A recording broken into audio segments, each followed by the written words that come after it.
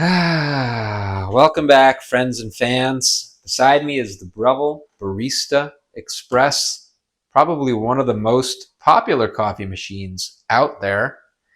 And it's in Cranberry Red, which is no longer made, so it's got a little bit of a cachet. It should sell relatively easily, around the $450 mark.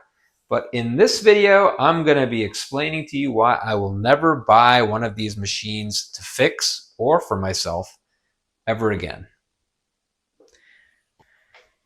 Behind this pretty exterior lies a big old mess. Yep, the Breville Barista Express is the troubled stepchild of the coffee world. All right, let's dive in. And let's look at innocent Dan, so excited to get this machine. So I do the initial check, I power it on, and the seller said it wasn't building pressure. So the first thing I do is I put the blind disc in that he sent me, and it's strange because it's letting water through, which is not normal for a blind disc. So I just start checking the other functions as well, the steam and the water, the grinder, and everything is operating normally as far as I can tell, except for that blind disc issue. So I decide to try it with my own blind disc, and it works perfectly. It goes up to what I presume is the 9 or 10 bar, which is in the ideal zone, as it says here on the meter. This blind disc has a hole in it, and that's the problem.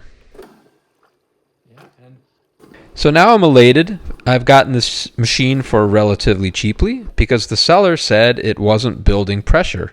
But as far as I can tell at this point, this machine is working perfectly. So I am going to get super into the detailing here and making sure I get every last little bit of scale off. Make sure it just looks pristine. This is just going to be so much fun, and it's going to be so easy.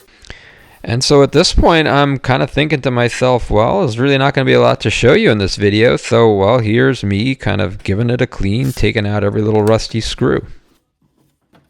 And as a reseller, I'm doing my due diligence, so I want to get inside and make sure nothing's leaking and everything looks good. The inside of this machine is basically pristine, and when I run the shot, nothing's leaking, and there's literally no sign of scale anywhere, so this just looks perfect. So the angle is, hey, look, I got this machine for cheap because somebody didn't know how to use a blind disc, so I'm just going to turn it around, and then I'm going to film the money shot, and then I'm going to put it up on Facebook and sell it for $200-300 profit. Done. Which is when this happened.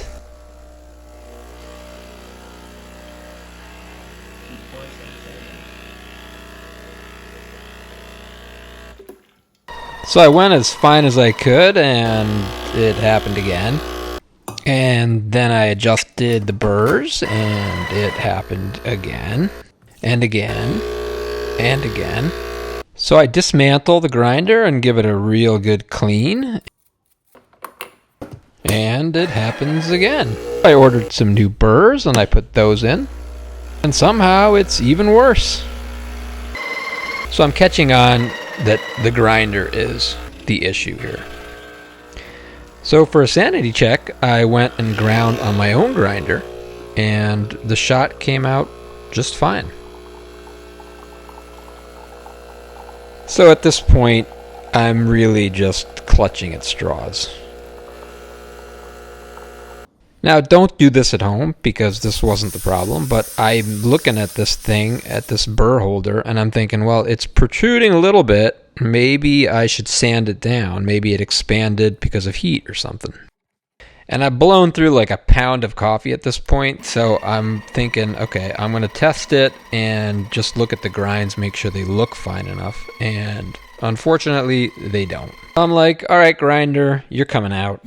And here, I'm just going to hook you up, and I'm going to see what's going on. And so I'm going to turn this thing on to full power, basically, and I'm just going to play with the grind size settings here and see if I can hear anything.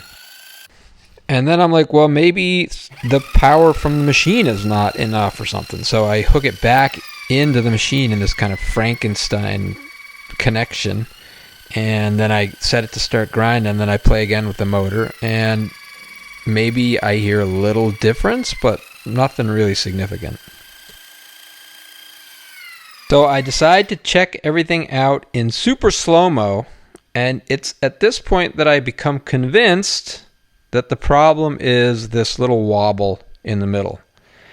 So convinced, in fact, that I do a whole short about it and tell everybody that the grinders on these things break because maybe somebody puts a stone in it or something else. So I decide to order a new grinder, and while I'm waiting for that to show up, I move on with my life. And if you're enjoying this story so far, make sure you hit that subscribe button. I've got a lot of cool videos coming up that you are not going to want to miss. All right, let's get on with it. All right, new grinder came in. So I'm going to show you quickly the rig that I use to test the grinder outside of the machine. Yeah, so I just want to make sure that this is grinding fine enough. And then once I've double checked that, I will put it back in the machine. Okay, let's see how we do. So I hook the thing up and run some beans through it, and the first thing I notice is that the grinder sounds much stronger than the one that I took out, and the grind is definitely fine enough. And when I run the grinds through, I can choke the machine, which is great. That's what we want. So all that's really left to do is put the grinder back into the machine and make sure everything's working perfectly, and then I'll get the money shot for the Facebook ad and then list it, and then I should be done. And a part of me is pretty satisfied that the machine's fixed, but another part of me is kind of wondering what was really wrong with that first grinder. Because the new grinder that I got, even though it was working perfectly, it had that little wobble, and I became convinced that that wasn't the real issue. So this is when I really start going down this rabbit hole of trying to figure out where the failure in this grinder was. And so for clarity, this is the old grinder I'm looking at, and this is the piece that I thought maybe had a wobble in it, so I really want to test that piece. And yeah, sure enough, in the drill here, you'll see zero issue with this rod. And so this is when I shift my gaze to what really should have been the culprit all along, which is the motor. And this is a standard, I'm going to say, brushed motor. So my first instinct is to check the brushes. So I pull out the brushes, and they look great. Now, I'm no brush expert, but these look totally fine. If you guys think anything different, just let me know. I don't know. They look great to me. This is the one from the other side. Also looks perfect. So I put the whole thing back together. But what I had noticed is that when running the motor, even without any load, that it was getting very, very hot. So I pull out the thermal camera to try to get to the bottom of that. And as you can see, we're seeing temps here that go above 120. I think it even hits 130. And it's coming from that brass commutator area. That seems to be the source of the heat, not the bearing or anything else. So I do a little research, and I discover that it's possible that there could be arcing. So I should be clearing out that gap between the copper terminals, and also polishing those terminals with a pencil eraser to make sure that there's nothing on there. And I can see that when I spray some isopropyl alcohol in there, that there's a lot of gunk still in there. And after several passes with the isopropyl alcohol and the microfiber cloth, things start to look pretty decent in there. And then next, I want to really smooth and polish those commutators with some 1000 grit and a drill.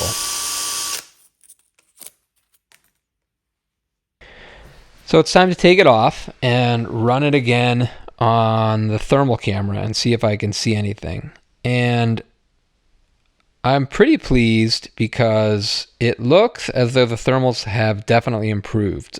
The temperature definitely doesn't seem as hot to my finger, and it looks like it's peaking a lot lower in temps than previously.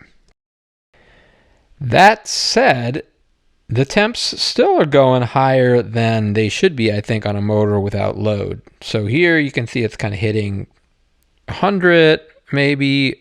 I mean, there's some error, of course, in the thermal camera, but it seems like it's peaking a little higher than it should. So I repeated the sanding procedure again, and now we're looking at the thermals after that. And again, it looks definitely better, and it does seem to be performing a little bit better.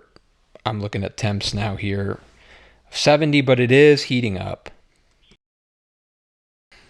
And eventually we kind of get to the temperatures in the high 90s, which again, as far as I understand motors, is way too hot for a motor without load. If you know what's happening with this motor, let me know down in the comments, because as far as I'm concerned, beyond the brushes, which look great, and the commutator, which also looks great, I can't imagine what else could go wrong with a brushed motor. I definitely would not put this into a machine that I was going to sell to somebody. So like I said at the beginning of the video, the whole thing left me with a little bit of a bitter taste about the Barista Express from Breville. I'm not a technician of these machines, so this was a big learning experience for me, and unfortunately not a positive one. So I think that brings us to the deeper question of, is this a good design? And I think for me, the answer has to be no. A brushed motor like this is kind of linearly getting worse as time progresses. So the more you grind, the worse it gets. Now, that's an imperceptible change for most people, but over the years, suddenly you're going to be wondering, hey, is it just me, or is this thing just not working anymore? And it's not you, it's this. So I think something that's just getting worse and worse as you use it is not a great user experience. You can see that when I started out this journey, I really had no idea what was going on. Something like this was kind of well out of my expectations. So before I wrap up, make sure you hit that subscribe button. I have got some really cool videos coming up. I'm going to be doing a taste test between a Gaggia with the PID, and another mystery unit that we're going to be checking out. And I think that's going to be awesome. And I've also got a video where I am going to be going into powder coating some of these machines, which I think is going to be a really cool, fun, and artistic project. So make sure you subscribe. Yeah, so where does that leave us? I personally have zero interest in repairing these baristas. I know they're popular. I know they start out as kind of cool and somewhat capable machines. I'm not going to be the one that says that this is a great grinder. It isn't at any point in its life cycle. But I understand the popularity of that unit. It's super simple. It's all in one piece, and it can make a decent shot. I don't think that you should be buying a machine with a built-in grinder. And I know it's been said a lot, but let me explain to you just the simple math behind it. If you buy a grinder and a separate espresso machine, each of those has a certain likelihood of breaking. When one of them breaks, you replace just that. And when the other one breaks, you replace just that. But if you have a machine now that's combining the two, just think about it. When the grinder has an issue, you have to replace both machines. When the espresso machine has an issue, you have to replace both machines. Just think about the waste involved. You are multiplying by 4 the likelihood that you're going to have to get a new machine, an all new machine, which is really 2 machines. Is that really a road that you want to go down?